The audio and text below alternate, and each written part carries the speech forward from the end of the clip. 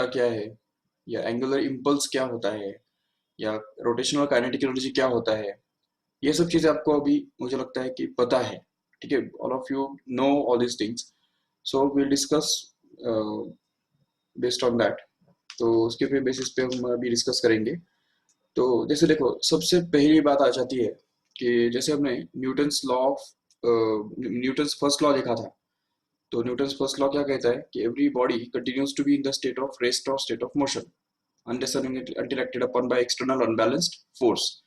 And in the same way, the Newton's first law in rotational dynamics tells us simply that every body continues to be in the state of rest or state of rotational motion unless and until acted upon by an external unbalanced torque. Remember, तो इसलिए अगर कोई body अगर इस तरह से एक axis है और इस एक्सिस के अबाउट अगर वो बॉडी घूम रहा है, अगर कांस्टेंट स्पीड से अगर घूम रहा है, तो जिस एंगुलर वेलोसिटी के साथ वो घूम रहा है उसी एंगुलर वेलोसिटी के साथ वो हमेशा के लिए घूमता रहेगा। ये बात जो है वो न्यूटन्स फर्स्ट लॉ कहलाती है in rotational dynamics. Remember, and that's why if a body is rotating about its angular velocity omega about one axis, then we can say that its angular momentum will be given by I into omega। its angular kinetic energy मतलब rotational kinetic energy जो है इस body का, वो दिया जाएगा half I omega square, इस formula से।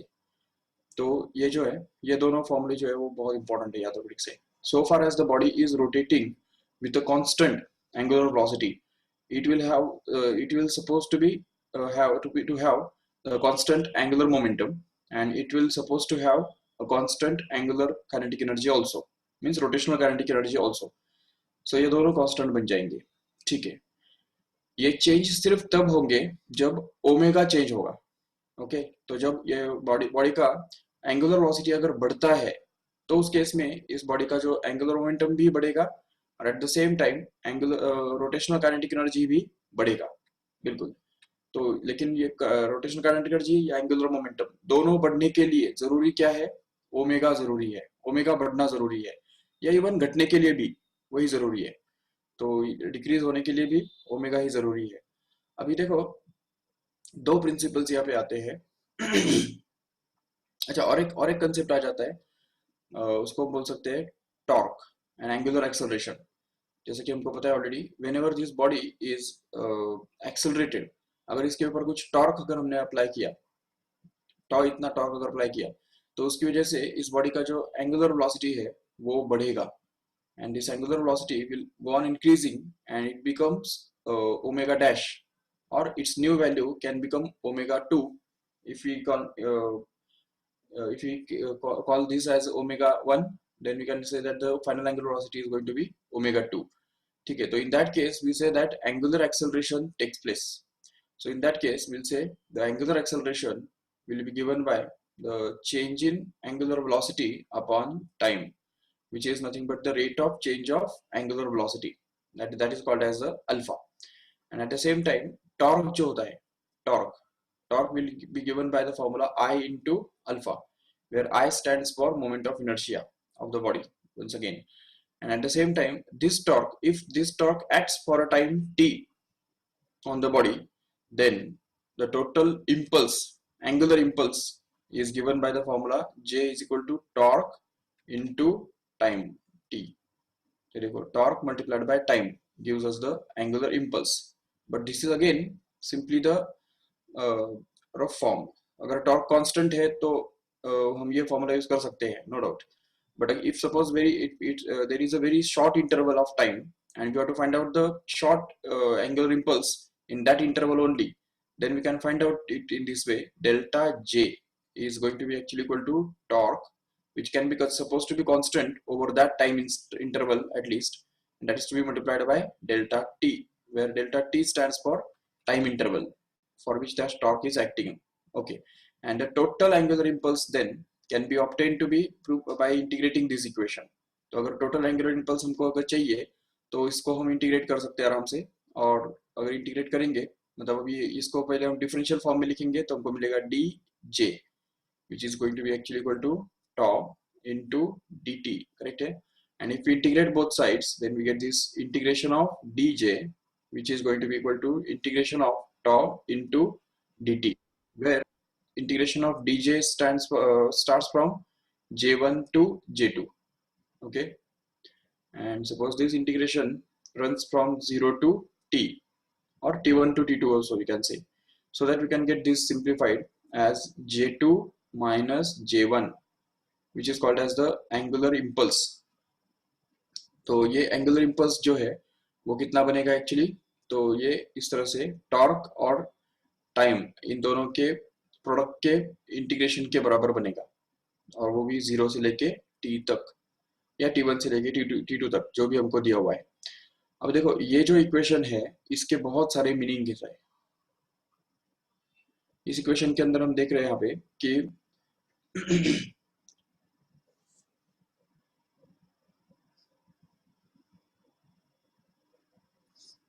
ये जो LHS में जो क्वांटिटी बनता है इसको ही हम एंगुलर इम्पल्स बोलते हैं। ठीक है, ये integration of torque into dt from 0 to t itself is called as angular impulse, remember. And this angular impulse happens to be simply the change in momentum, change in angular momentum. See how? Because we know that torque is actually equal to dl by dt, ये होता है, हमको पता है already. तो torque जो होता है वो rate of change of angular momentum होता है, और इसीलिए इसको अगर हम सपोज सिंप्लीफाई करेंगे, ये जो अगर इस तरफ लेके जाएंगे तो हमको मिलेगा torque into dt, which is going to be equal to dl only. And if we integrate both sides, then we can get this simplified as the integration of torque dt from 0 to t will actually be equal to integration of dl, which is from L1 to L2, where L1 and L2 are the initial and final momentum, angular momentums, and hence we can get that this L2 minus L1 is actually equal to integration of torque into dt, and that is from 0 to t, which is again called as angular impulse, and this is the change in angular momentum. So what does this angular impulse angular momentum theorem tells us? It simply tells us that the change in angular momentum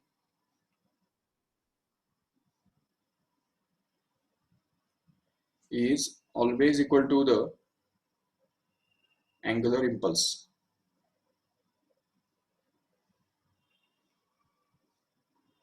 This is called as the angular impulse angular momentum theorem. Change in angular momentum is always equal to the angular impulse of a torque, obviously. ठीक है, तो ये एक बात है। अभी इसके अलग अलग फॉर्म्स हम देखेंगे। एक तो ये हमने अभी जो देखा L2 minus L1, which is going to be equal to integration of torque into dt, no doubt. And also that if suppose torque is constant, देखो अगर टॉर्क कांस्टेंट है तो फिर क्या होगा, देखो ठीक से उस केस में ये टॉर्क जो है वो इंटीग्रेशन साइन से बाहर आ जाएगा, जिसके कारण हम बोल सकेंगे यहाँ पे L2 minus L1 is going to be actually equal to torque into integration of dt only from 0 to t, or t2 to t1 to t2, no doubt. तो L2 minus L1 actually becomes equal to torque into time. तो ये भी एक तरह से एक form है angular impulse angular momentum theorem का, याद रखिए से। ये एक्चुअली अगर तुमको एग्जांपल देके अगर समझाए तो थोड़ा अच्छी तरह समझ में आएगा। देखो मैं तुमको एक सिंपल सा एग्जांपल करके दिखाता हूँ, जिसके बेसिस पे तुमको ये angular impulse angular momentum theorem का जो पावर है वो समझ में आएगा। देखो पहले ये याद रख लो ठीक से, ये स्टेटमेंट याद रख लो अच्छी तरह से कि the change in angular momentum is always equal to the angular impulse. And angular impulse is what? Angular impulse means the product of torque and time for which it acts. If the torque is variable, then we can say the integration of torque into dt will be the angular impulse. तो angular impulse के लिए हमको क्या करना होता है, अगर torque constant है तो torque multiplied by delta t, मतलब टाइम इंटरवल, ये हमको करना होता है। तो ये हो गया हमारा एंगुलर इम्पल्स का डेफिनेशन, ठीक है ना, for constant torque. But if the torque is not constant, torque is variable, then we can say that the angular impulse in that case can be defined as integration of torque into dt from t1 to t2 और 0 to t whatever we want. तो ये angular impulse का definition है, याद रखेंगे ठीक से. चलो अभी सपोज हमको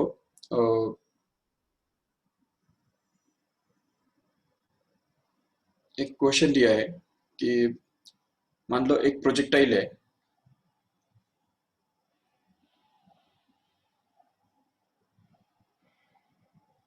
देखो ठीक से, ये प्रोजेक्टाइल हमने यहाँ से थ्रो किया, एक u इतने स्पीड से हमने उसको थ्रो किया.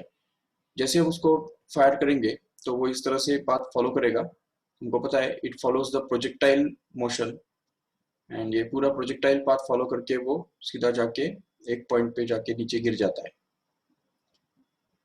ठीक है, बाकी उसमें फिर उसको रेंज बोला जाता है, ये हाइट जो होता है उसको मैक्सिमम हाइट बोलते हैं, टाइम ऑफ फ्लाइट भी हम निकाल सकते हैं, ये सब चीजें हमको पता है already, we have done it in the 11th standard, no doubt.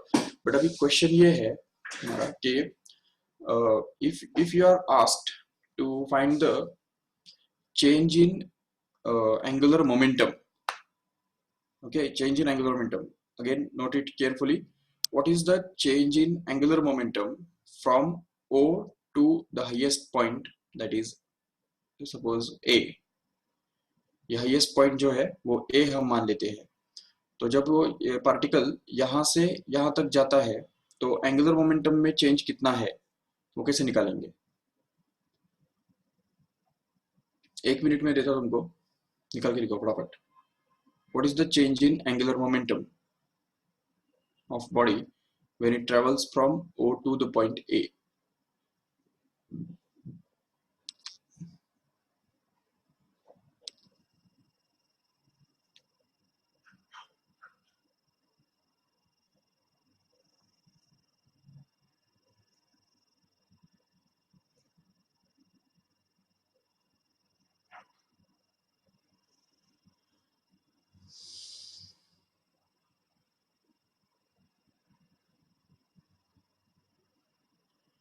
Yes, anybody?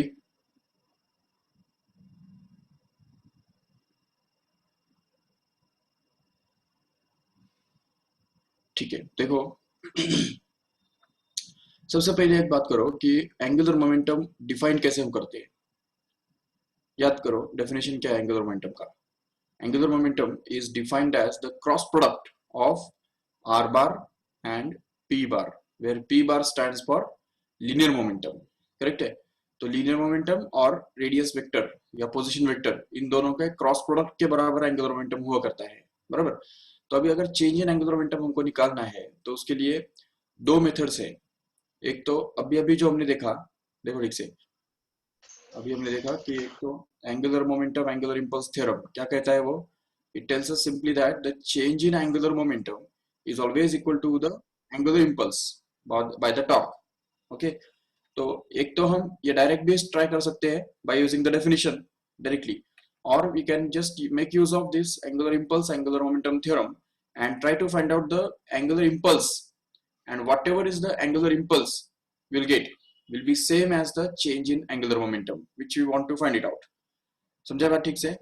तो हमको क्या करना है, एक्चुअली हमको ये निकालना है, बट ये दोनों इक्वली होते हैं, तो हम क्या करेंगे, ये निकालेंगे और उसको ये बोल देंगे, हो गया हमारा काम.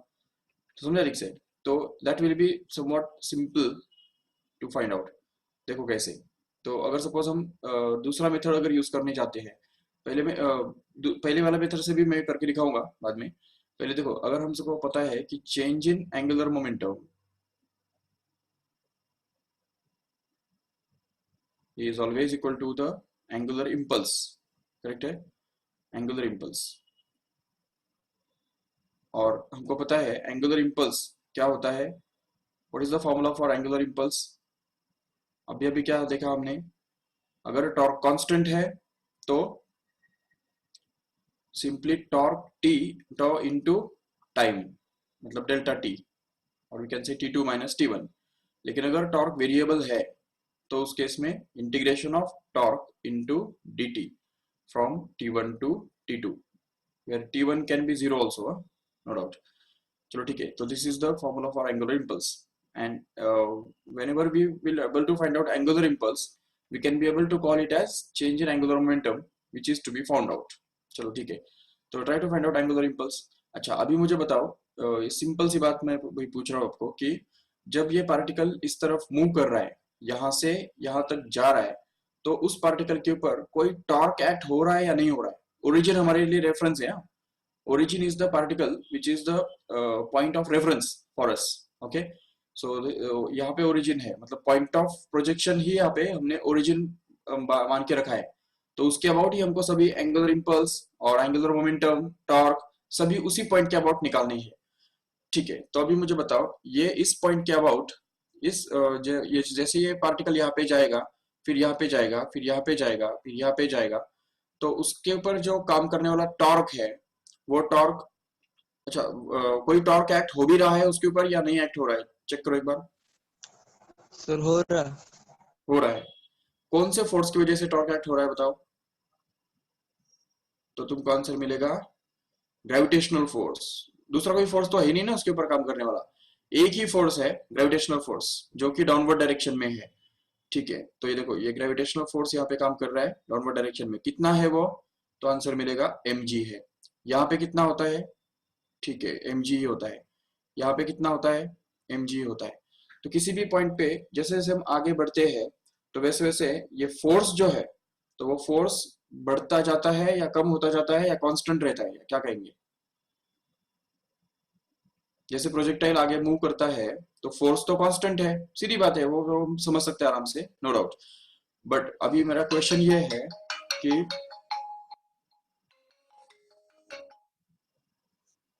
हेलो, हाँ सर, हाँ हाँ हाँ है.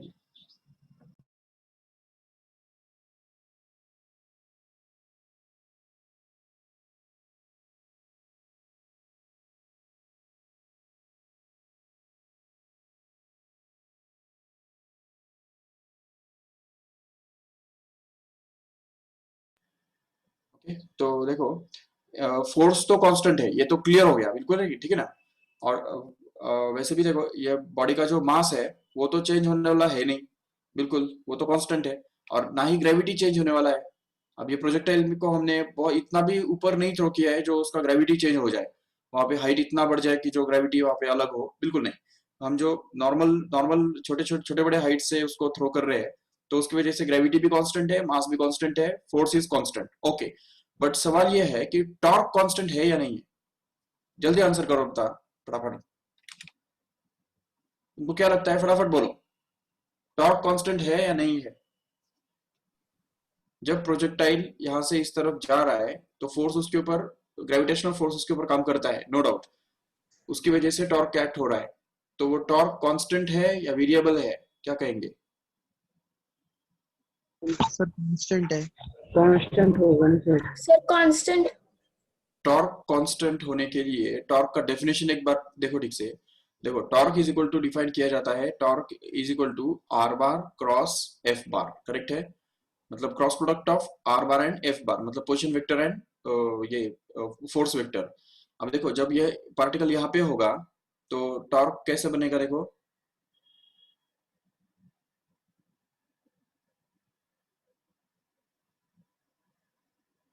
ये देखो, ये उसका रेडियस वेक्टर बनेगा उस समय, ये उसका रेडियस वेक्टर बनेगा. ये चलो, ये इतना तो पता है तुमको कि टॉर्क का जो मैग्नीट्यूड होता है ना, मैग्नीट्यूड, वो हमेशा perpendicular distance from the force और फोर्स के प्रोडक्ट के बराबर आ जाता है. ये तो याद होगा.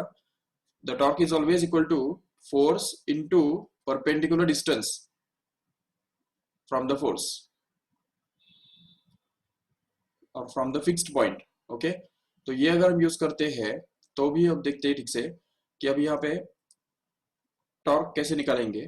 तो उसके लिए देखो, यहाँ पे जो टॉर्क निकालने के लिए तुमको कौन सा डिस्टेंस, परपेंडिकुलर डिस्टेंस कंसीडर करना पड़ेगा? ये वाला डिस्टेंस कंसीडर करना पड़ेगा, समझा क्या ठीक से? देखो ठीक से, ये वाला डिस्टेंस जो है कि नहीं, सॉरी, ये देखो, ये डिस्टेंस तुमको कंसीडर करना पड़ेगा. ये जो यहाँ पे जब वो जाएगा तो उस समय तुमको ये वाला डिस्टेंस कंसीडर करना पड़ेगा. यहाँ पे जब वो पार्टिकल जाएगा तो तुमको टॉर्क निकालने के लिए ये डिस्टेंस कंसिडर करना पड़ेगा। तो बढ़ रहा है कि नहीं? जरूर। तो देखो ठीक से कि torque is increasing, torque is changing, it's not the constant. ठीक है, तो ये बात आई क्या समझ में? पक्का चेक करो एक बार ठीक से। तुम कौन से लेवल पे बोल रहे थे कि टॉर्क कांस्टेंट है, और ये एक्चुअल में क्या मिला हमको कि टॉर्क इज वेरिएबल। क्यों? क्योंकि टॉर्क जो है, टॉर्क निकालने के लिए हमको फोर्स को मल्टीप्लाई करना पड़ता है डिस्टेंस से। फिक्स्ड पॉइंट से जो उसका डिस्टेंस होता है, परपेंडिकुलर डिस्टेंस, उससे हमको मल्टीप्लाई करना पड़ता है। अब ये सवाल होता है कि टॉर्क हमको कौन से पॉइंट के अबाउट निकालना है, तो पता चलेगा ओरिजिन के अबाउट निकालना है। तो इसलिए जब ये पार्टिकल यहाँ पे होगा, इस पॉइंट पे होगा, तो उस समय फोर्स तो उसके ऊपर डाउनवर्ड डायरेक्शन में काम कर रहा है, लेकिन ओरिजिन से उसका परपेंडिकुलर डिस्टेंस तो ये है ना। जब ये पार्टिकल यहाँ पे जाएगा तो फोर्स फिर से एक बार डाउनवर्ड डायरेक्शन में है, लेकिन ये पार्टिकल तो आगे चला गया, तो इसलिए उसका जो फोर्स है, उसके ऊपर जो फोर्स काम कर रहा है, वो फोर्स ओरिजिन से थोड़ा दूर काम कर रहा है, तो टॉर्क तो बढ़ जाएगा जरूर। भले फोर्स कांस्टेंट है, लेकिन परपेंडिकुलर डिस्टेंस जो है वो सीधा कंटिन्यूअसली बढ़ता जा रहा है, और इसीलिए हम बोल सकते हैं यहाँ पे कि यहाँ तक जाने टाइम तक इसका जो टॉर्क है वो बढ़ता जाएगा, और इसलिए टॉर्क वेरिएबल है। अभी फिर से बताओ एक बार, टॉर्क वेरिएबल है या कांस्टेंट है? वेरिएबल है। ठीक है, तो हमको अभी मुझे बताओ, ये वाला पहला वाला फॉर्मूला यूज करना है इम्पल्स निकालने के लिए, या दूसरा वाला फॉर्मूला यूज करना होगा इम्पल्स निकालने के लिए? दूसरा। यस, दूसरा वाला फॉर्मूला यूज करना पड़ेगा। तो चलो अभी यहाँ पे हमको, इसका मतलब हमको यहाँ पे इंटीग्रेशन तो करना पड़ेगा। तो इम्पल्स निकालने के लिए हम ये फॉर्मूला यूज करेंगे, और यहाँ पे टॉर्क निकालेंगे, टॉर्क इनटू dt ये निकालेंगे, और यहाँ पे 0 से लेके t तक ये हमारा टाइम इंटरवल हो गया। चलो ठीक है, अभी इसमें टॉर्क के बदले हम पुट करेंगे उसका वैल्यू, जो कि force multiply by perpendicular distance of that force from the fixed point. तो देखो अभी टॉर्क के लिए, टॉर्क निकालने के लिए हमको फोर्स चाहिए। फोर्स कितना है? mg बराबर, तो ये mg हमने यहाँ पे डाल दिया। चलो ठीक है, but what is the perpendicular distance of that torque from the fix point? तो उसको हम x कोऑर्डिनेट बोलते हैं। ये देखो, ये पॉइंट का अगर xy कोऑर्डिनेट्स अगर x, y है, तो इस पॉइंट का जो x कोऑर्डिनेट होगा वही तो परपेंडिकुलर डिस्टेंस होगा कि नहीं इस टॉर्क का। तो इसलिए यहाँ पे हम देख लेंगे इसको, यहाँ पे x आ जाएगा वो, and that is multiplied by dt as it is, so that we can say this will be torque, j will be actually equal to mg। तो चलो mg तो constant है, no doubt, so mg can be taken out and multiplied by integration of x into dt। okay, ये बताइए समझ में ठीक से, from 0 to t। बट अभी और एक बात हमको प्रोजेक्टाइल मोशन की थ्योरी से हमको पता है कि प्रोजेक्टाइल मोशन के अंदर हॉरिजॉन्टल डायरेक्शन में जो वेलोसिटी होता है वो कांस्टेंट होता है, और ये u को हम दो कंपोनेंट्स में रिजॉल्व कर सकते हैं। देखो, u can be resolved in two components, that is one is, अगर सपोज ये थीटा है, तो ये एक कंपोनेंट उसका बनता है ux, उसको हम बोलते हैं, और दूसरा कंपोनेंट बनता है उसको बोलते हैं uy। एंड ux कितना होता है एक्चुअली? वो होता है u cos थीटा, याद रखो ठीक से, u cos theta. Projectile motion के अंदर हमने ये सब किया है, और uy जो होता है वो होता है u sin थीटा, बराबर है। ठीक है, तो अब अभी यहाँ पे एक बात और हमको समझनी है कि प्रोजेक्टाइल का हॉरिजॉन्टल वेलोसिटी जो होता है वो कांस्टेंट होता है, और हॉरिजॉन्टल वेलोसिटी कांस्टेंट होने के कारण जो हॉरिजॉन्टल डायरेक्शन में जो वो डिस्टेंस ट्रेवल करता है, तो वो डिस्टेंस हम सिंपली इस फॉर्मूला से निकाल सकते हैं, जो कि हमारे पास होता है distance is always equal to the speed into time. Correct है, स्पीड इनटू टाइम। तो distance travelled in horizontal direction कितना है? x है, तो ये x को हम ऑब्वियसली स्पीड हॉरिजॉन्टल डायरेक्शन में उसका स्पीड कितना है? ux, या उसको u cos थीटा भी हम बोल सकते हैं, and that is multiplied by time, ऐसा एक्सप्रेस कर सकते हैं। तो ये हो गया हमारा x का फॉर्मूला। तो वो अगर हम यहाँ पे डाल देंगे तो हमको मिल जाएगा नेक्स्ट स्टेप में j is equal to mg as it is into integration of x के बदले आ जाएगा ux into t into dt, and that is from 0 to t। इसमें से वापस ux कांस्टेंट है, हमको पता है already, so ux can be taken out, and hence we can get this as mg into ux, and that is multiplied by integration of t dt only inside, and that is from 0 to t। Now we are in a position to solve this integral। तो ये integration जो है वो हमको पता है already कितना बनता है, टी स्क्वायर बाय 2 आ जाता है, तो इसलिए वो बन जाएगा टी स्क्वायर बाय 2। ओके, तो ये M G into U X into, अच्छा लेकिन ये 0 से लेके कहाँ तक हमको इंटीग्रेट करना है वो पता है क्या? कौन सा टाइम इंस्टेंट है वो जो कि यहाँ पे आ जाता है पार्टिकल? तो वो टाइम इंस्टेंट होता है t by 2, where t is going to be the time of flight. याद होगा आपको, टाइम ऑफ फ्लाइट जो कि it is the time required for the projectile to complete the journey. तो यहाँ से ग्राउंड से हिट करने के बाद सीधा पूरा ट्रेवल करके वापस ग्राउंड पे हिट करता है, तो उसके लिए जो टाइम लगता है उसको बोलते हैं टाइम ऑफ फ्लाइट। और उसके आधे टाइम में वो हाईएस्ट पॉइंट पे पहुंचता है, उसको t by 2 से डिनोट किया जाता है। तो इसलिए यहाँ पे हमको ऊपर ये स्मॉल t जो है वो स्मॉल t के बदले हमको क्या रखना होगा, जरूर कैपिटल t by 2 रखना होगा। तो ये हमने रख दिया कैपिटल t by 2। तो अभी इंटीग्रल करने के बाद क्या मिलेगा देखो, तो वो बनेगा t square by 2, but this is from 0 to t by 2, and hence in the next step we can get this add up to j is equal to mg into ux into एक minute,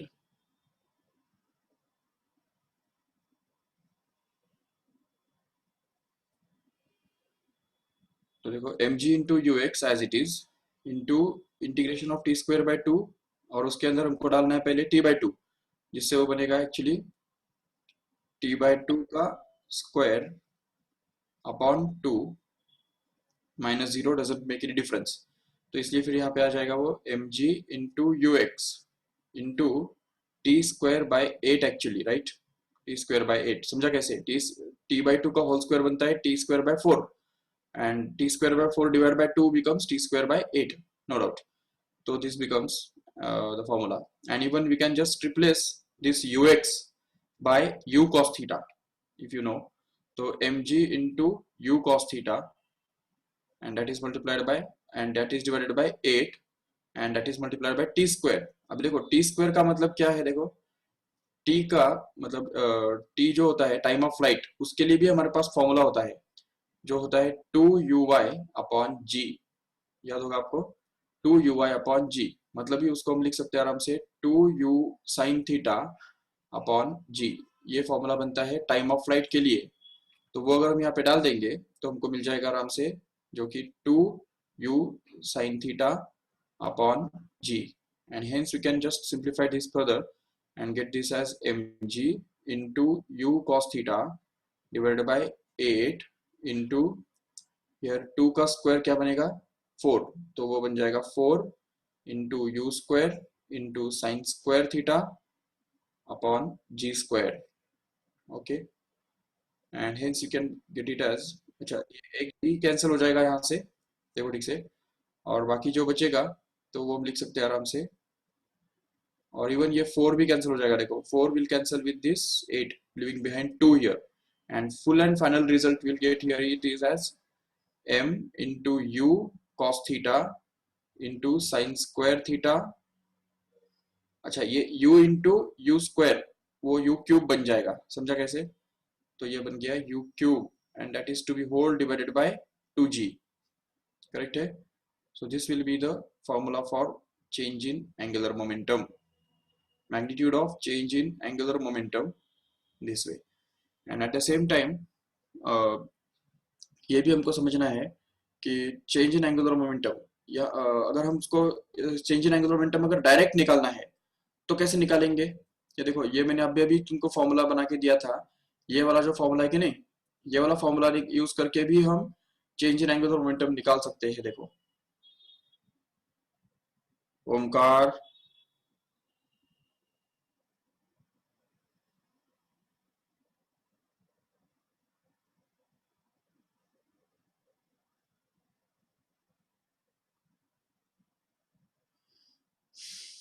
तो अब देखो दूसरा method हम अभी देखेंगे, same result हमको मिलने वाला है अभी दूसरा मेथड से। दूसरा मेथड वो होगा जिसके अंदर हम डायरेक्ट अप्लाई करेंगे, direct change in angular momentum निकालेंगे।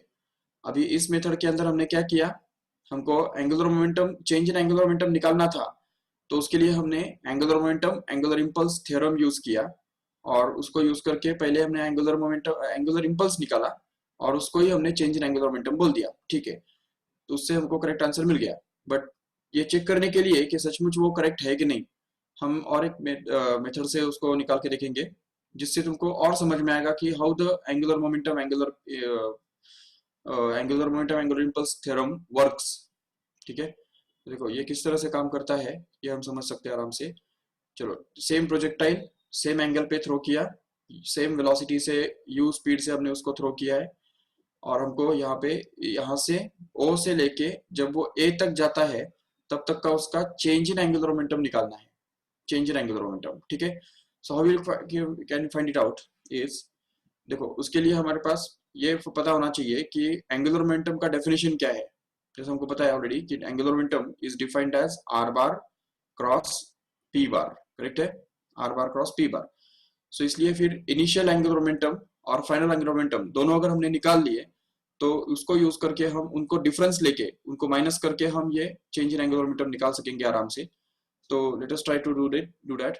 तो चेंज इन एंगुलर मोमेंटम, उसके लिए सबसे पहले एंगुलर मोमेंटम ढूंढो जब वो पार्टिकल ओ पे है, ठीक है। When the particle is at point O and it's moving with the speed u in this direction, then what will be the angular momentum of this particle at o? Tell me, कौन बताएगा? Suppose मैंने यहाँ पे ये particle को इस तरफ fire किया, इस तरफ अभी वो जाने लग गया, उस इंस्टेंट पे, जब फायरिंग के इंस्टेंट पे उस पार्टिकल का एंगुलर मोमेंटम कितना होगा? 0. Very good, 0, because the particle is just fired and it is at the origin at that instant actually, and since the velocity or momentum passes through the origin only, ये देखो इस particle का जो momentum का जो line है वो origin में से ही पास होता है कि नहीं? ये देखो ये मोमेंटम का डायरेक्शन है, तो उस मोमेंटम का डायरेक्शन का एंगल इस ओरिजिन से कितना है, सॉरी डिस्टेंस ओरिजिन से कितना है, परपेंडिकुलर डिस्टेंस कितना है, 0 है। तो इसलिए यहाँ पे r जो है परपेंडिकुलर डिस्टेंस 0 हो जाएगा, ठीक है। तो इसकी वजह से यहाँ पे हम बोल सकते हैं कि द ओरिजिन के अबाउट ये पार्टिकल का angular momentum, initial angular momentum 0 है। तो L1 is going to be 0। Okay, अभी मुझे बताओ what will the angular momentum at this point here. अगर इस पॉइंट पे ये पार्टिकल जो है इसका मोमेंटम अगर p है तो उसका एंगुलर मोमेंटम कैसे निकालेंगे?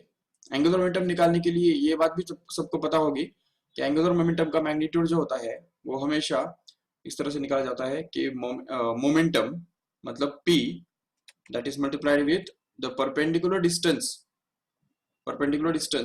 of that momentum from fixed point।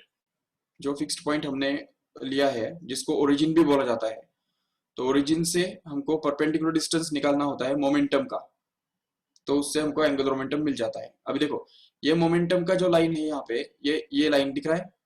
अब ये लाइन इस ओरिजिन से कितना दूर है, कैसे निकालेंगे? तो ये देखो इस लाइन को हम थोड़ा और पीछे की तरफ एक्सटेंड करेंगे और ये यहाँ से एक परपेंडिकुलर ड्रॉप करेंगे उसके ऊपर। ये देखो ऐसा, ये परपेंडिकुलर हमने ड्रॉप किया, ये जो परपेंडिकुलर हमने ड्रॉप किया है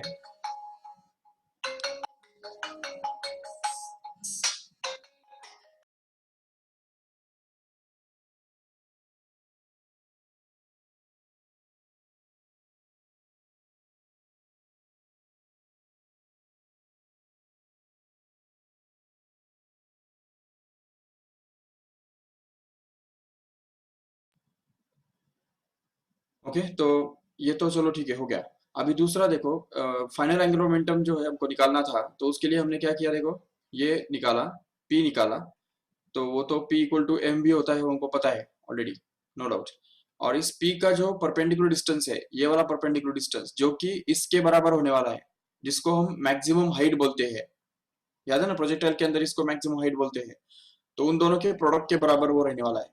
तो इसलिए हमको angular momentum, final angular momentum निकालने के लिए क्या करना पड़ेगा? L2 निकालने के लिए ये P जो है इसको हमको मल्टीप्लाई करना पड़ेगा इस H के साथ। H मतलब ही maximum height of that projectile, तो इसलिए यहाँ पे एंगुलर मोमेंटम आ जाएगा P इंटू H। ये समझा क्या सबको ठीक से? इसमें अगर कुछ डाउट है तो बताओ। how this P into H comes out to be here. At this point, the particle will be moving in this direction here, and hence if we extend it, then it will become the parallel to the x-axis, and hence ये जो line है, ये line यहाँ से origin से कितना distance पे है, तो ये इतना distance पे है, तो ये इसी distance को हम actually h बोलते हैं, जिसको maximum height भी बोला जाता है, और वो maximum height को हमको multiply करना है इस p के साथ, ताकि हमको angular momentum मिल जाए. चलो ठीक है, तो अभी यहाँ पे जो एंगुलर मोमेंटम हमको मिलने वाला है वो बनेगा एक्चुअली p, जो कि m इंटू v के बराबर होता है. तो लेकिन यहाँ पे वेलोसिटी कितना होता है पता है तुमको? यहाँ पे जो वेलोसिटी होता है पार्टिकल का, तो वो उतना ही होता है जितना यहाँ पे हॉरिजॉन्टल वेलोसिटी होता है. ठीक है, उसका एक रीजन है, बताता हूँ मैं आपको. चलो ठीक है, ये m into U X into H. ठीक है, ये P के बदले m इंटू यू एक्स क्यों आया वो मैं बताता हूँ अभी. देखो, जब ये पार्टिकल यहाँ पे स्टार्टिंग में होता है तो उसका वेलोसिटी u, जो कि दो कंपोनेंट्स में रिजॉल्व किया जाता है, एक कंपोनेंट उसका ux बनता है और दूसरा कंपोनेंट जो है वो uy रहता है. ठीक है, अब जैसे जैसे वो पार्टिकल आगे बढ़ता है, ऊपर जाता है, तो उसका वर्टिकल कंपोनेंट जो है वो डिक्रीज होते जाता है. It goes on decreasing. ठीक है ना, because gravity deaccelerates it in a vertical direction, and that's why due to the effect of gravity, देखो जैसे अभी यहाँ पे एक सिंपल सा एग्जांपल हम देखेंगे. समझो ये पार्टिकल को मैंने इधर से फायर किया. ठीक है, ये ऐसा वो पार्टिकल ऊपर जा रहा है, ऐसे जा रहा है और फिर यहाँ पे जाके गिरता है. तो यहाँ पे जब हम देखेंगे तो यहाँ पे उसका वर्टिकल कंपोनेंट मैक्सिमम होगा. ठीक है ना, लेकिन अब यहाँ पे जब जाएंगे तो उसका वेलोसिटी ऐसा होगा जिसका वर्टिकल कंपोनेंट थोड़ा कम रहेगा. समझ सकते हो क्यों? Vertical component will get decreased slightly and horizontal component will remain the same. यहाँ पे जब जाएंगे तो it will still bend more, and that's why the vertical component will still decrease and horizontal component will remain the same. But continuing in the same way, if we reach at this highest point here, then the particle will have no vertical component actually. ठीक है ना, यहाँ पे कोई vertical component रहेगा ही नहीं. जो भी रहेगा वो horizontal component ही रहेगा, जो कि ux के बराबर ही रहेगा, जो पहले ऑलरेडी हमने उसको दिया था. तो जितना vertical component हम देते हैं स्टार्टिंग में, सॉरी horizontal component स्टार्टिंग में जितना रहता है, उतना ही उसके पास फाइनल यहाँ पे हाईएस्ट पॉइंट पे रहता है, because vertical component completely gets vanished at the highest point, and that's why at highest point there is no vertical component, and that's why only horizontal component will be there at the highest point. So we can say that here at the highest point the velocity of the particle will be u cos theta, मतलब ux. That's why this m into ux appears here. याद रखो ठीक से. चलो ठीक है, अभी h का मतलब क्या है? Maximum height. उसके लिए भी हमारे पास फॉर्मूला है, याद होगा आपको. Maximum height of the projectile is given by the formula u square sine square theta divided by 2g. ये फॉर्मूला होता है मैक्सिमम हाइट निकालने के लिए, जिसको हम यहाँ पे डाल देंगे तो हमको मिल जाएगा m into U X into H, मतलब ही u square sine square theta upon 2g, and then this ux can again be replaced by u cos theta, so that we get this m into u cos theta into u square sin square theta upon 2g, so that u into u square comes out to be u cube, and hence you can write it as m into u cube into cos theta into sin square theta upon 2g, which is nothing but the change in angular momentum by direct method, which is already obtained here in the last screen. इसके पहले वाले इसमें हमने जो देखा था, देखो ठीक से, वही तो था कि नहीं ये आंसर. ये देखो m into u cube into cos theta into sin square theta upon 2g. यही आंसर हमको इधर भी मिला. देखो check, m u cube cos theta sin square theta upon 2g. समझा कैसे मिला? सॉरी. ओके, तो ये सब चीजें याद रखो. This is the angular impulse angular momentum theorem. ठीक है। सो इसका जो और कुछ 2-3 एग्जांपल्स है वो हम कल के लेक्चर में करेंगे, और कल के लेक्चर में वर्क एनर्जी प्रिंसिपल भी करेंगे।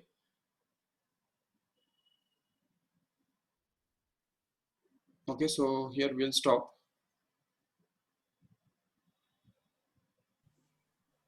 Thank okay, bye. Thank you, sir. Okay, bye.